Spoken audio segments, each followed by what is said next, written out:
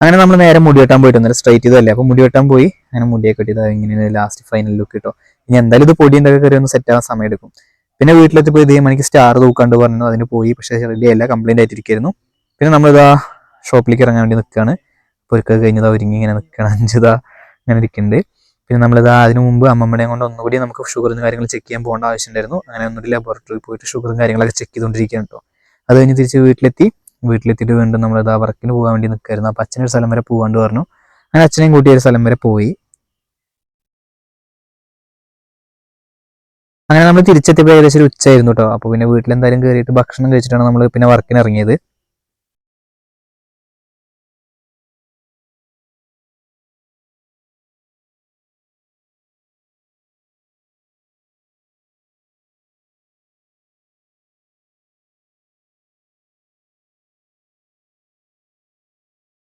നമ്മളിതാ വർക്കിന് ഇറങ്ങിയപ്പോൾ രാവിലത്തെ അതേ അവസ്ഥ തന്നെയായിരുന്നു. ഫുള്ള് മൂടൽ മഞ്ഞും കാര്യങ്ങളൊക്കെ തന്നെയായിരുന്നു കേട്ടോ. 2-3 ദിവസമായിട്ട് തന്നെയാണ് അവസ്ഥ.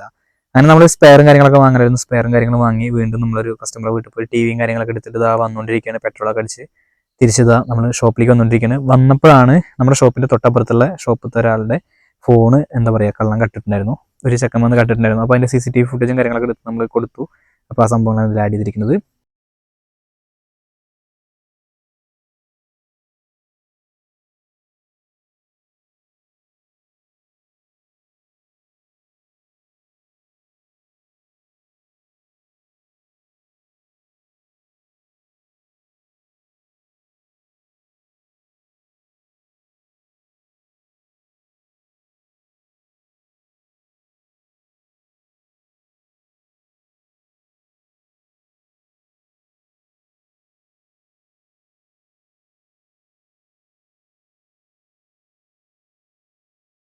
അപ്പോൾ അങ്ങനെ വിഷ്വൽസും കാര്യങ്ങളൊക്കെ എടുത്തിട്ട് നമുക്ക് വീണ്ടും വേറെ വർക്ക് ഉണ്ടായിരുന്നു കേട്ടോ. അപ്പോൾ നമ്മൾ ആ പോയിക്കൊണ്ടിരിക്കുകയാണ്. ഇവിടെയൊക്കെ നന്നായിട്ട് മഴ പെയ്ത പോലെ ഉണ്ട് കേട്ടോ.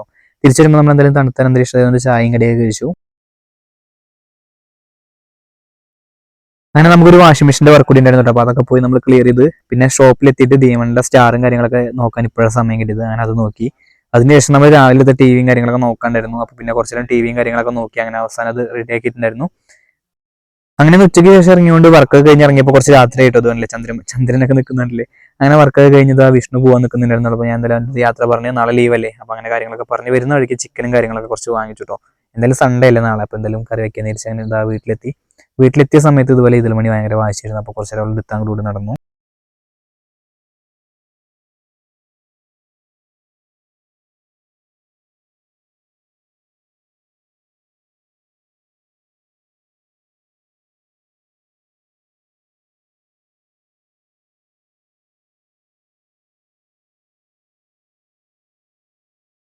പിന്നെ നമ്മൾ കുറച്ചേരം വസന്തലിയുടെ വീട്ടിൽ പോയിരുന്നുണ്ടായിരുന്നു കേട്ടോ.